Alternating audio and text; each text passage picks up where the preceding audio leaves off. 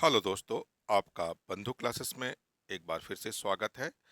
तो आज हम लोग उत्तर प्रदेश पुलिस का जो एग्ज़ाम हुआ था 30/8/2024 की फर्स्ट पाली में जो एग्ज़ाम हुआ था, उस पेपर का हम लोग आज हिंदू हिंदी प्रश्नों का सलूशन करेंगे कि हिंदी प्रश्न जो जो पूछे गए थे उनके सबसे सटीक आंसर क्या होंगे।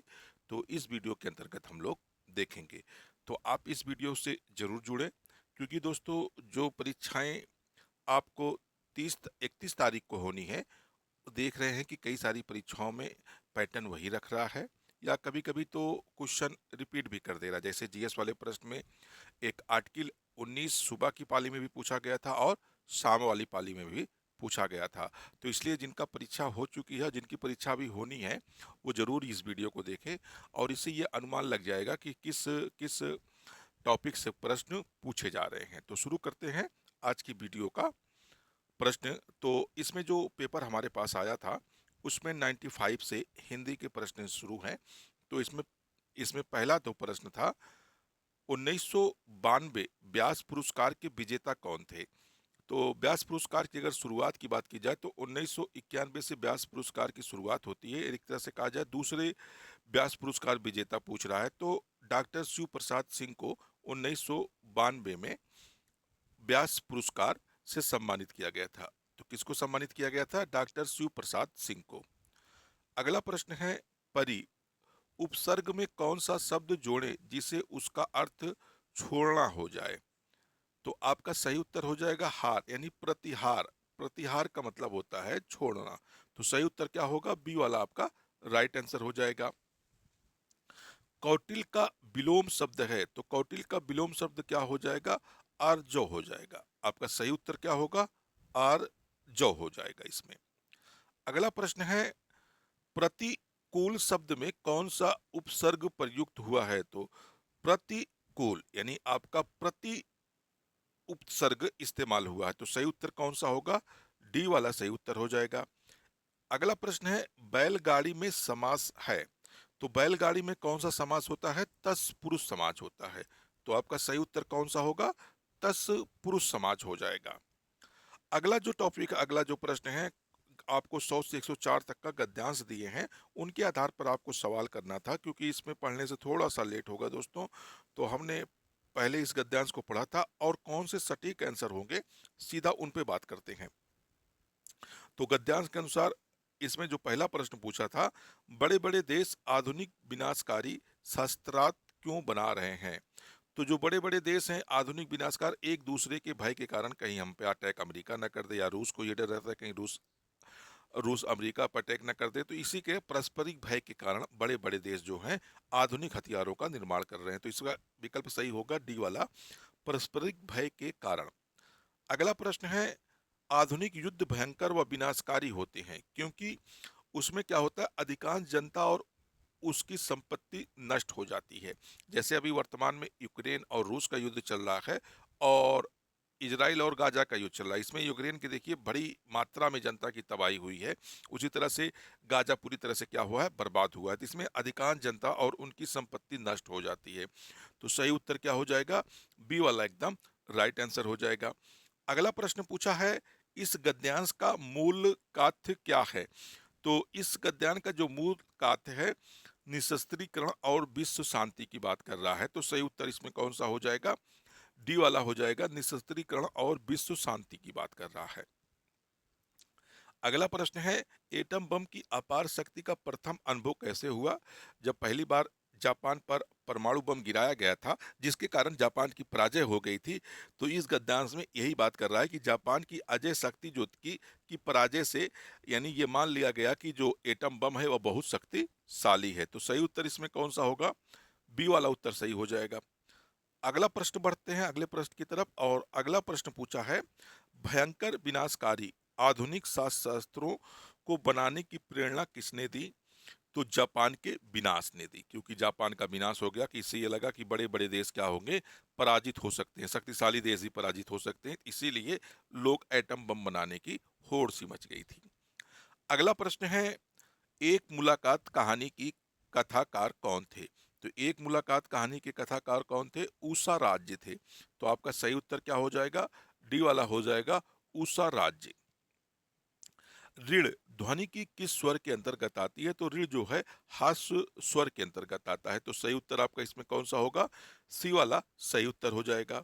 अगला प्रश्न है, निम्नलिखित प्रश्न में 4 विकल्पों में से क्रिया का सही रूप वाला विकल्प चुनिए। शायद कल मीरा दिल्ली, यानी जाना संभव भविष्यकाल की बात कर रहा है, तो जाए, तो भी इसमें क्लियर नहीं, जाएगी तो क्लियर हो जाएगा, तो इसमें क्या होगा? जाए, यानी शायद कल मीरा दिल्ली जाए, तो इसमें क्या होगा? संभव भविष्यकाल होगा।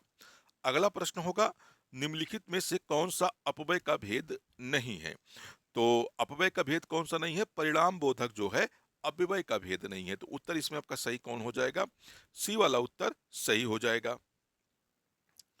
अगला प्रश्न देखते हैं, और अगला प्रश्न है, गाड़ी गाढ़ी शब्द युग्म के सही अर्थ युग्म चुनिए। तो इसमें कौन सा होगा? यान और गहरी। तो आपका इसमें सही उत्तर कौन सा होगा? ए वाला सही उत्तर हो जाएगा। अगला प्रश्न है, भ्रमर शब्द के पर्यायवाची शब्द का चयन कीजिए। तो भ्रमर शब्द का जो पर्यायवाची होता है मधुकर होता है। सही उत्तर कौन सा होगा? डी होगा, मधुकर। अगला प्रश्न है, त्यागपत्र उपन्यास की रचना किसने की थी? तो जैनेन्द्र कुमार के द्वारा यह उपन्यास लिखा गया था। त्यागपत्र किसका है? जैनेन्द्र कुमार का। अगला कर प्रश्न पूछ रहा है, मुख्य क्रिया के अर्थ को स्पष्ट करने वाली क्रिया होती है। तो मुख्य क्रिया को स्पष्ट करने के लिए कौन सी क्रिया इस्तेमाल की जाती है? सहायक क्रिया इस्तेमाल की जाती है। तो सही उत्तर कौन सा हो जाएगा? ए वाला सही उत्तर हो जाएगा। बरवे छंद है, बरवे छंद क्या होते हैं? अर्ध सम मात्रिक होते हैं। तो सही उत्तर कौन सा होगा? बी वाला सही उत्तर हो जाएगा। अगला प्रश्न देखते हैं, अपवाद को छोड़कर वर्णमाला के अक्षरों के नाम किस लिंग में होते हैं? तो अपवाद को छोड़ दिया जाए तो वर्णमाला के जो अक्षर होते हैं वो पुल्लिंग में होते हैं। तो सही उत्तर आपका कौन सा हो जाएगा? ए वाला सही उत्तर हो जाएगा। अगला प्रश्न है, अनेक शब्दों के लिए एक शब्द का चयन कीजिए जिसे टाला ना जा सके। उसके लिए क्या होगा? अनिवार्य होगा।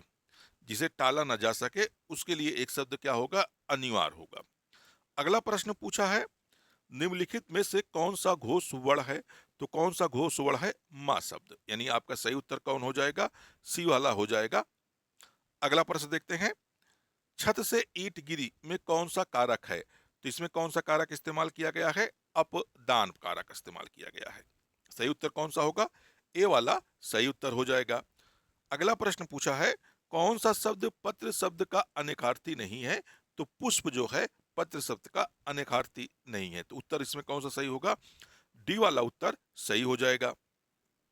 अगला प्रश्न है, निम्नलिखित में से कौन सा अर्था अलंकार का अर्था अलंकार है? तो रूपक जो है इसे अर्था अलंकार के रूप में भी प्रयोग करते हैं, तो रूपक हो जाएगा इसमें, यानी उत्तर कौन सही होगा? सी वाला।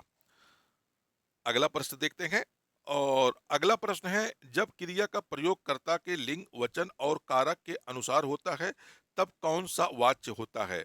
तो इसमें कौन सा वाच्य हो जाएगा? कृतवाच्य हो जाएगा। सही उत्तर कौन होगा? बी वाला सही उत्तर हो जाएगा। अगला प्रश्न है, कहावत शब्द में प्रयुक्त प्रत्यय है। तो कहावत अवत होगा, इसका सही उत्तर कौन सा हो जाएगा?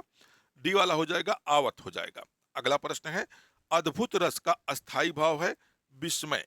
अद्भुत रस का जो अस्थाई भाव है वो कौन सा है? विस्मय हो जाएगा। अगला प्रश्न देख लेते हैं, निम्नलिखित वाक्य के लिए सही मुहावरा बताइए। मीठी मीठी बातों से लज्जित करना, यानी मखमली जूते मारना। सही उत्तर कौन सा हो जाएगा? बी वाला हो जाएगा, मखमली जूते मारना हो जाएगा। अगला प्रश्न देखते हैं, और अगला प्रश्न है, मिथ्या आडंबर के अर्थ में किस लोक उक्ति का प्रयोग हुआ है? तो इसमें छाटक चूना चौबोरे रसोई। सही उत्तर कौन सा होगा? ए वाला सही उत्तर हो जाएगा। अगला प्रश्न देखते हैं, कर्म की दृष्टि से कौन सा वाक्य अशुद्ध है? तो राहुल क्या जा रहा है, यहाँ कौन सा शब्द इस्तेमाल होगा? राहुल कहाँ जा रहा है? राहुल राहुल कहाँ जा रहा है? तो यही वाला आपका उत्तर डी सही हो जाएगा। अगला प्रश्न है, स्वच्छ शब्द का पर्यायवाची है, तो स्वच्छ शब्द का कौन सा पर्यायवाची होगा? निर्मल हो जाएगा। सही उत्तर कौन सा होगा? डी वाला सही उत्तर हो जाएगा। अगला प्रश्न देखते हैं, अनाज का पर्यायवाची शब्द है। अनाज का पर्यायवाची शब्द कौन सा होगा? शास्त्र। यही उत्तर आपका सही हो जाएगा, बी वाला। अगला प्रश्न देखते हैं, कौन सा शब्द क्रिया विशेषण है? तो क्रिया विशेषण कौन हो जाएगा? तेज हो जाएगा, यानी उत्तर कौन सा सही होगा? ए वाला होगा, राहुल बहुत तेज दौड़ता है। अगला प्रश्न देख लेते हैं, और अगला प्रश्न है, मुख्य दर्शन में कौन सा समाज है? तो मुख्य दर्शन में कौन सा समाज होगा? तस् पुरुष समाज होगा। मुख्य दर्शन में कौन सा समाज होगा? तस् पुरुष समाज होगा। अगला प्रश्न देखते हैं, 8 कनौजिया 9 चूल्हे, लोकोक्ति का अर्थ क्या होगा? तो अलगाव की स्थिति हो जाएगी। कौन हो जाएगी? अलगाव की स्थिति हो जाएगी। तो उत्तर इसमें कौन सही होगा? सी वाला उत्तर सही हो जाएगा। तिलक किस प्रकार का शब्द है? तिलक जो है, ये इसका जो तद्भव बनता है, टीका बनता है। तद्भव क्या होता है? टीका होता है। तो इसके माने तिलक क्या है? तत्सम शब्द है। तो सही उत्तर क्या होगा? ए वाला होगा, तत्सम शब्द है। तो दोस्तों, ये हिंदी के पेपर सोल्यूशन थे, जो पुलिस परीक्षा के 30 के फर्स्ट पाली में पूछे गए सवाल थे। उनके सटीक आंसर क्या हो सकते थे, क्या आप बनेंगे, तो उस पर हम लोगों ने डिस्कशन किया। तो वीडियो को अगर अच्छी लग रही हो आपको, तो वीडियो लाइक और शेयर जरूर करिएगा। चैनल पर हमारे नए जुड़ रहे हो, चैनल को जरूर सब्सक्राइब कर लीजिएगा, बेल आइकन का बटन भी प्रेस करिएगा, जिससे मेरा प्रत्येक वीडियो का नोटिफिकेशन मिलता रहे आपको। तो फिर मिलते हैं नेक्स्ट सोल्यूशन के साथ। जब तक के लिए धन्यवाद। जय हिंद दोस्तों।